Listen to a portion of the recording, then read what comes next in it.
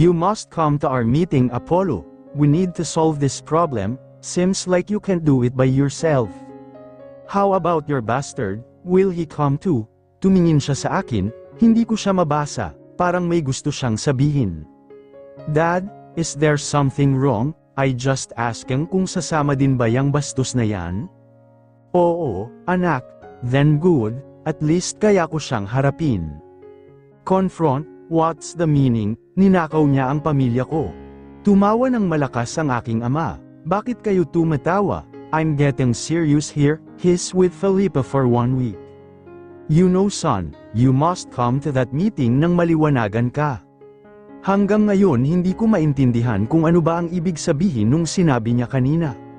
Marami na kaming nandito pero hindi pa rin kami nagsisimula, hinintay pa kasi namin si mama at si daddy, and at the same time, that bastard.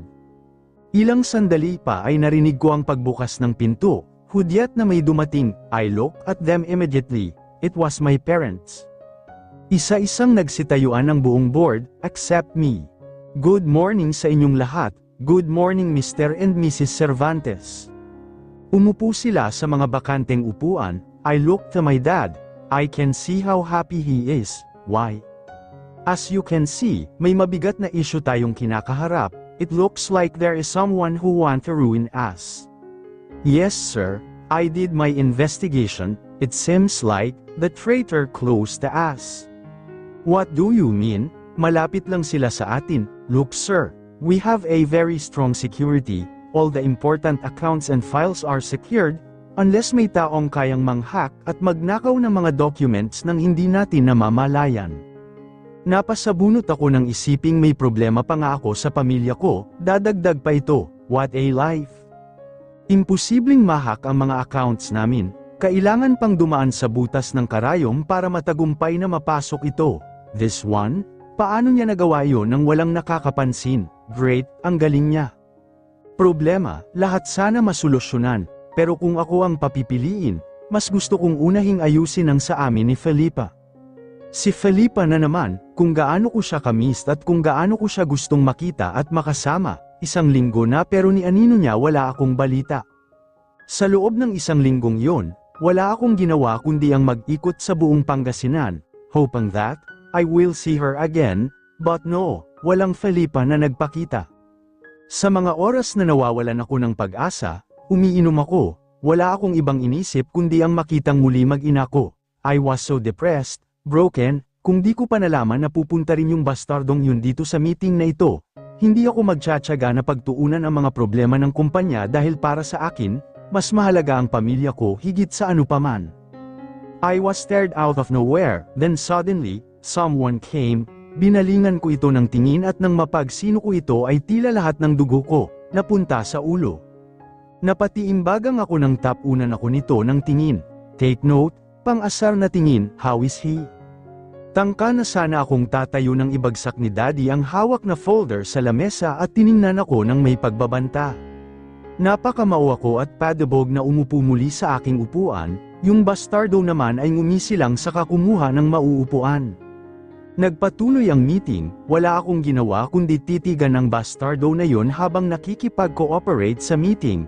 Ilang beses akong napapasuntok ng mahina sa lamesa at kung minsan ay nababaling ang atensyon sa akin ng lahat, pero sinasawalang bahala ko na lang. Okay, we can continue this on Monday, sabi ni Daddy hudyat na nagtapos na ang meeting, isa-isang umalis ang tao hanggang sa kaming 4 na lang ang natira, si Daddy, Mama, yung bastardo at ako. Malakas na naibagsak ni Daddy ang kamay niya sa lamesa at binalingan ako ng masamang tingin. Ano sa tingin mo ang ginawa mo? Napasinghap na lang at biglang tumayo. Alam nyo Dad, kanina ko pa gustong sapakin yang gagong yan. Kaya pwede ba, tumabi kayo at tuturuan ko siya ng leksyon. Malalaking hakbang ang ginawa ko upang mabilis na makarating sa kinaroroonan ng bastardo. Kwinilyuhan ko ito. Where's Felipa? Where is she? Ngumisi lang ito na nakapagpainis sa akin kung kaya't hindi ko napigilan ang sarili ko na suntukin siya. Agad itong napaupo sa sahig, nakangiting hinawakan ang labi niyang pumutok sa lakas ng suntok ko. Masakit ha? Nasaan si Felipa? Nasaan ang anak ko? Agad akong pinigilan ng aking ina nang magtangka akong muling lumapit sa kanya.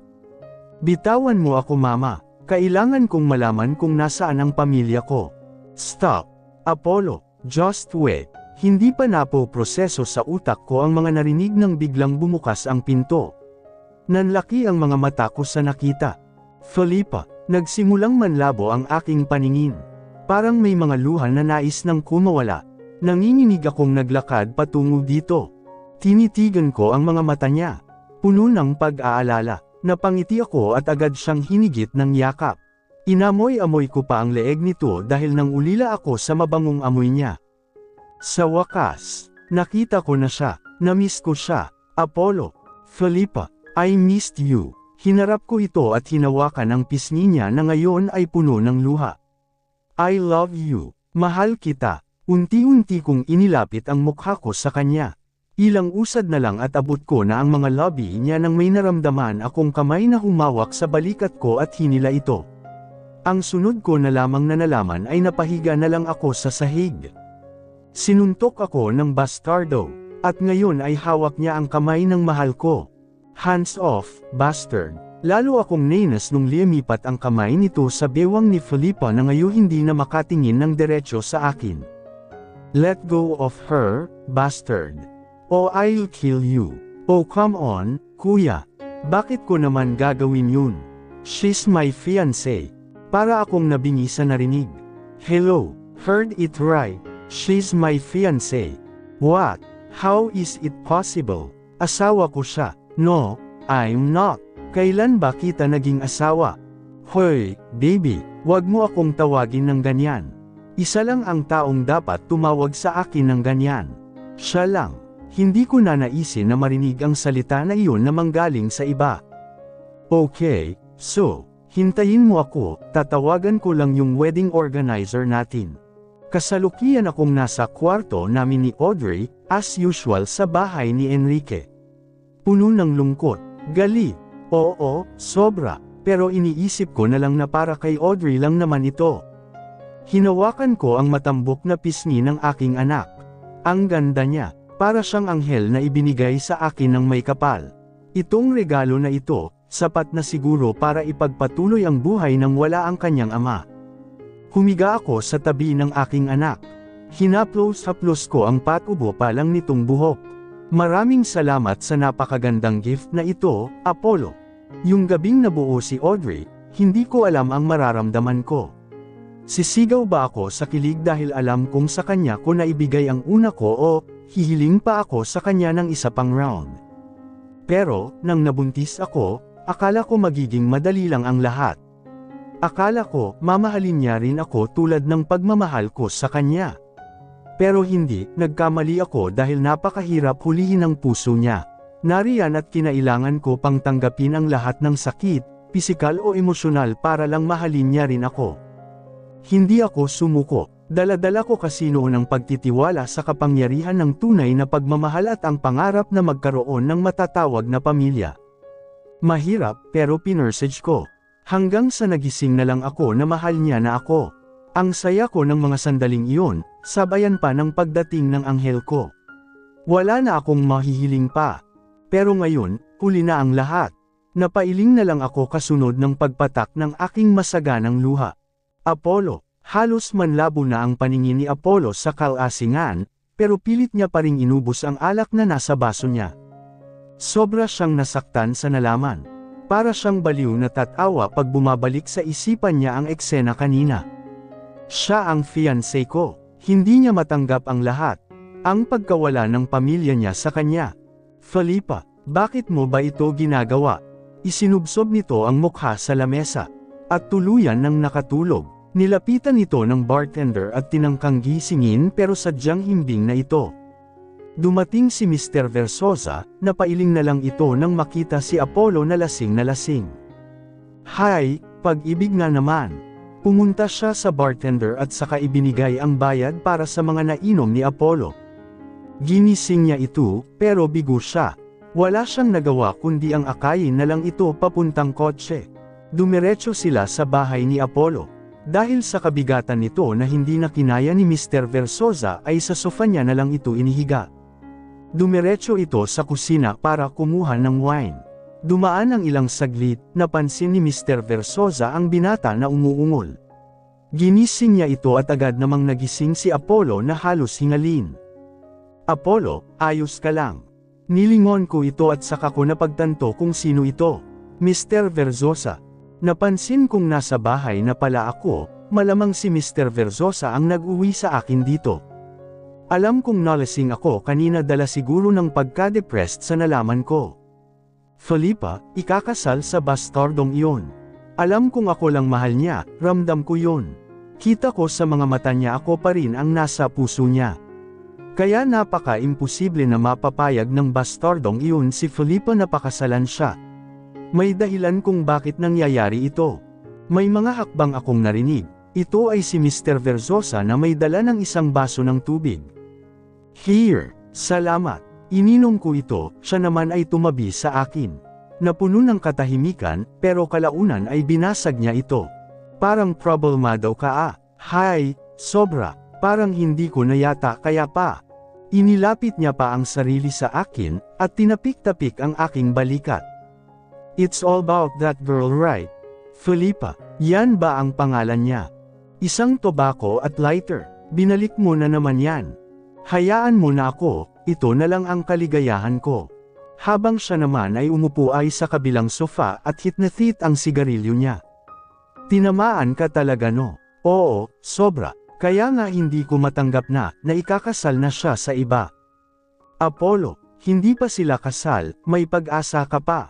What do you mean? I have a better idea, all you have to do is to trust in me, you love her right? Oo, mahal na mahal ko siya. Kaya please, gagawin ko ang lahat-lahat para maibalik siya sa akin. Desperado na ako, para sa pamilya namin. Nakadungaw ako sa bintana ng aking kwarto tangan ang aking anak. Malayo akong nakatingin kung saan ang biglang bumukas ang pinto at iniluwa si Enrique. Oo, galit na ako sa kanya ngayon. Hindi niyo ako masisisi dahil sa ginawa niya. Simula nang makita ko ang totoong pagkatao niya ay lumayo na ang loob ko sa kanya. Akala ko, mabuti siyang tao, akala ko lang pala iyon dahil ngayon, nagamit niya yung sinasabi niyang paghihiganti para makuha ako. Nabanggit kasi niya sa akin, ginagawa niya ito para paghigantihan si Apollo at ang pamilya nito. Kaya ko ginagawa ito ay hindi dahil mapasaakan ka, kundi makapaghiganti na rin sa kanila.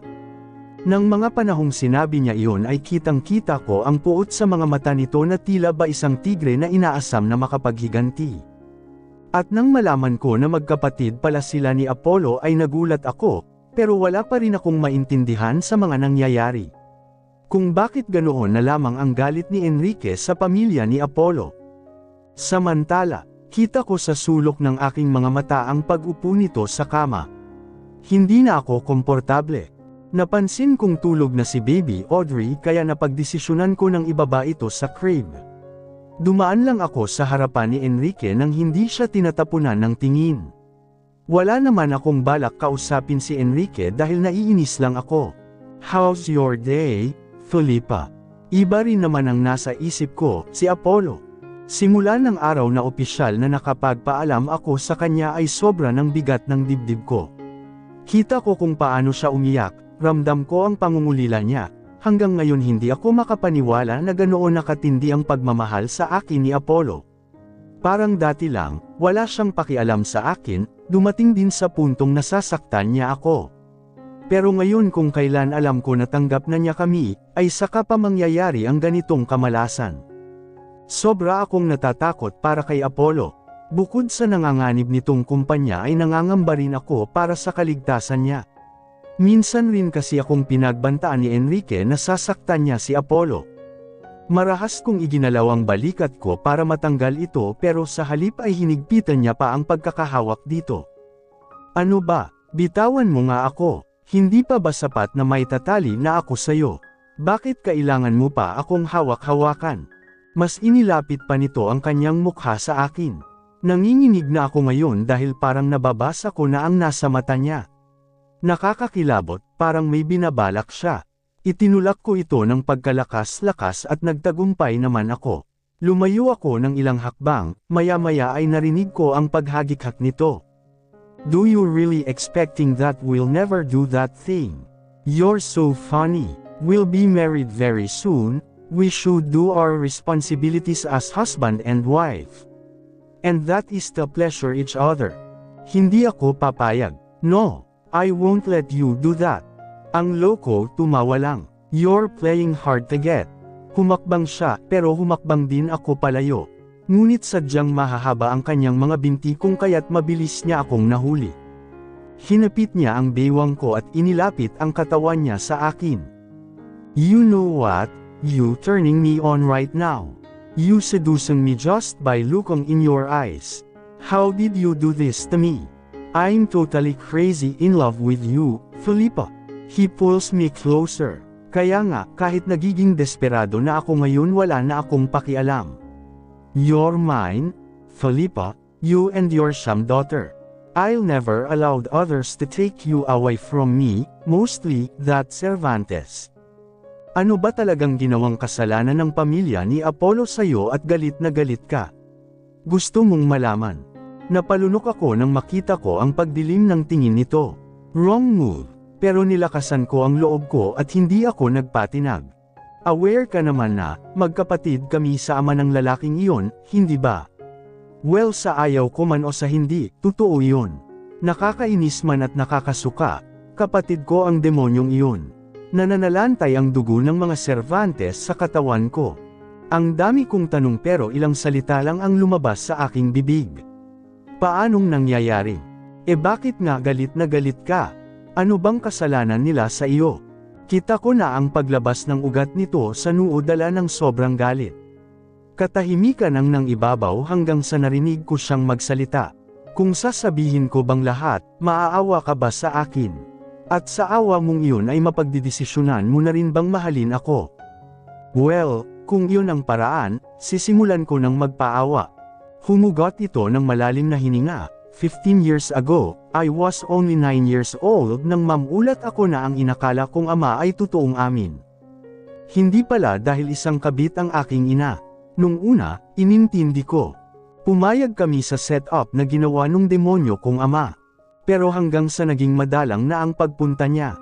Dinamdam iyon ni mama pero ano pa nga ba ang magagawa niya, di hamak na kabit lamang siya. Dumating ang araw na hindi na talaga pumunta yung gagong iyon. Naghirap kami, nagkasakit ako, dengue. Hindi alam ni mama ang gagawin kung kaya't humingi siya ng tulong sa turret adong iyon kaso wala siyang nagawa sa halip ay pinaulanan pa siya ng kung ano-anong salita nung asawa ng demonyong iyon. Nawalan na ng lakas ng loob si mama. Hanggang sa nabalitaan ko na lang na pumapasok na siya sa bar para makakita ng malaking pera sa isang bagsakan lang. Oo, masama ang ginawa ng aking ina pero dahil dun ay si mama naman ang nagkasakit. Mas malala, HIV. Napatikip ako ng bibig sa narinig. Hindi ko inakala na ganto pala ang buhay niya noon. Humingi ako ng tulong sa aking ama pero ganoon din pinabayaan niya pa si mama. At deputa talaga sinabihan niya pa ito ng masasakit na salita, kesyo malandi kasi, pok-pok. Kaya dapat lang daw sa kanya iyon. Sobra akong nagkimkim ng galit, galit na galit ako sa pamilya ng aking ama. At nadagdagan pa ito nang mamatay ang aking ina, sobra akong nagluksa, mahal na mahal ko si mama pero nawala na siya sa akin.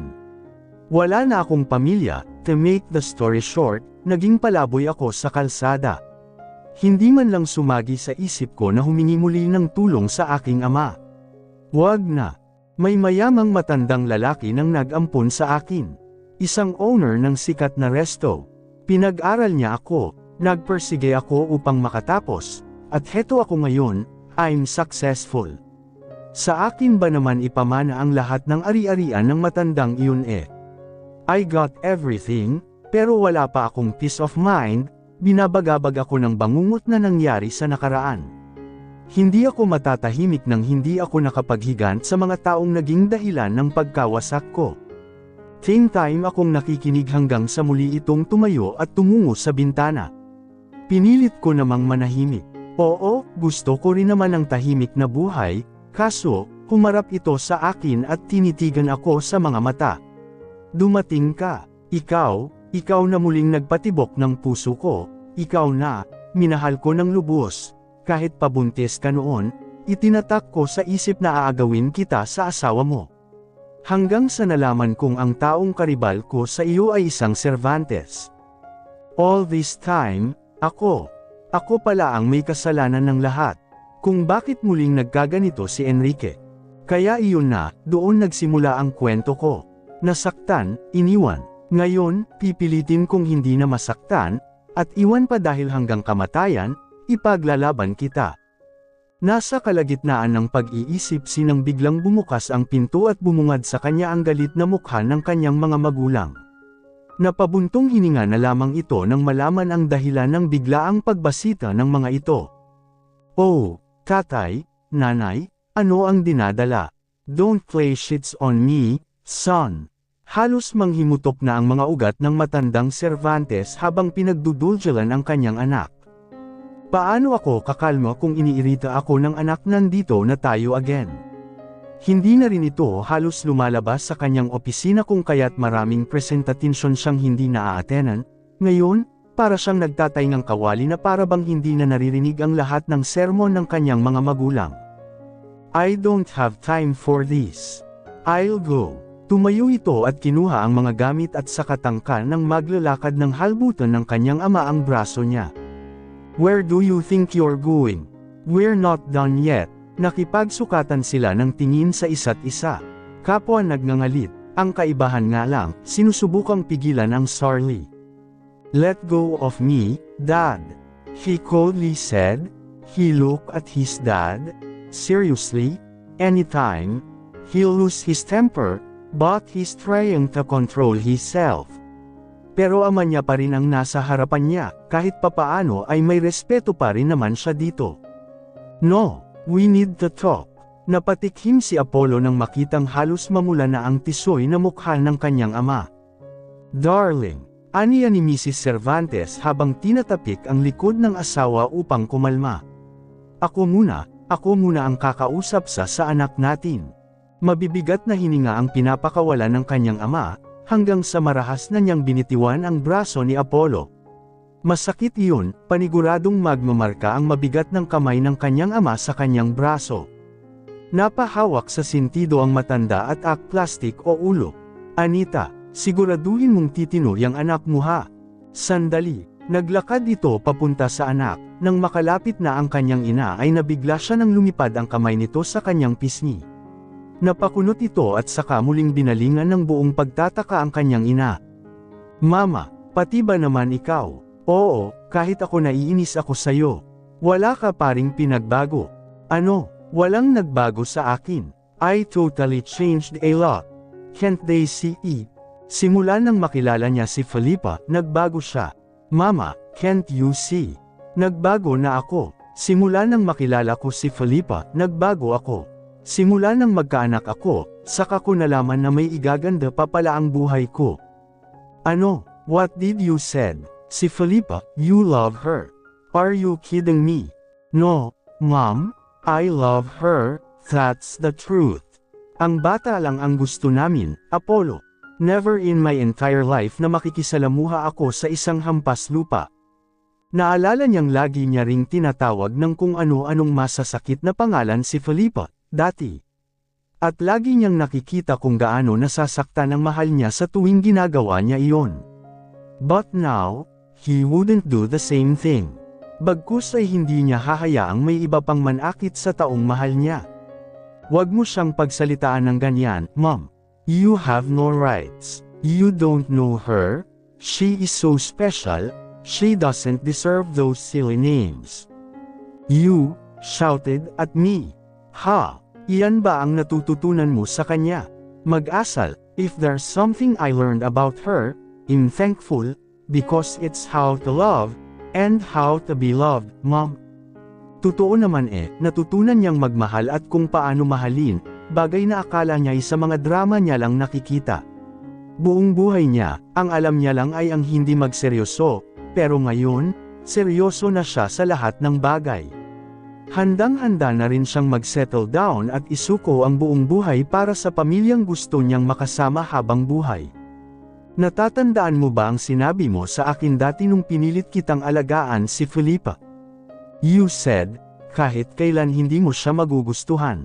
Nakipagprotesta ka pa nga sa akin, di ba? We've talked about my plan. Your father, gusto na niyang magkaapo, so I decided na sabihin sa kanya ang totoo, na nakabuntis ka ng kung sino lang. Hayon, your dad said, alagaan ang bata. Di ba sabi mo rin, gusto mong pakasalan si Misty pero ayaw ko't lalong ayaw ng daddy mo dahil sa taglay na kobobohan ng babaitang iyon. Then, we have a deal, na kapag nanganak na si Felipa, kukunin ang bata at papayag na kaming ipakasal ka sa boba na iyon. Panipi. Habang si Apollo naman ay pilit na inaalala ang naging usapan nila ng kanyang ina, and that's stupid. Ngayon, look what you have done. Ngayon na bumalik na yung bastardo ng ama mo ay pilit niyang inaagaw ang lahat. Masyado na siyang pabida. Habang ikaw, heto, nakatunganga at walang ginagawa. It's all because of that woman. Oo, tama siya, lahat na inaagaw ni Enrique. Pati si Felipa ay pilit pa nitong inaagaw. E bakit ba kasi pumayag si dad na ipakasal niya si Felipa sa bastardong iyon? Hindi ko matatanggap iyon. Napakunot ang noo ni Apollo nang biglang tumawa ng malakas ang kanyang ina, konti na lang ay iisipin na nitong baka nga nababaliw na ito. Hindi mo alam. Oh come on my dear, hard-headed son. We are all know na isa kang anak ng matagumapay na businessman in this country. Ano sa tingin mo ang iisipin ng iba kung malaman nila na si Apollo Cervantes ay nakadisgrasya ng kung sino-sino lang? Halos pumiyok na ito sa kakasigaw pero wala lang ito kay Apollo. Kaya nung dumating si Enrique, naging isang malaking swerte ito para sa iyong ama, imagine. Inako niya ang responsibilidad para hindi ito mapahiya, bagay na muntik mo nang ginawa. How sweet, di ba? Kaya ngayon, ito na ang bida sa mga mata ng asawa ko. And you did not do anything about it. You're wasting your time for stupidities. Kung ganoon ay ito ang dahilan kung bakit ipapakasal si Felipa kay Enrique. Nang dahil lang sa kahihiyan. Kahit ganoon ay marami pa ring tanong si Apollo. Bakit pumayag si Felipa?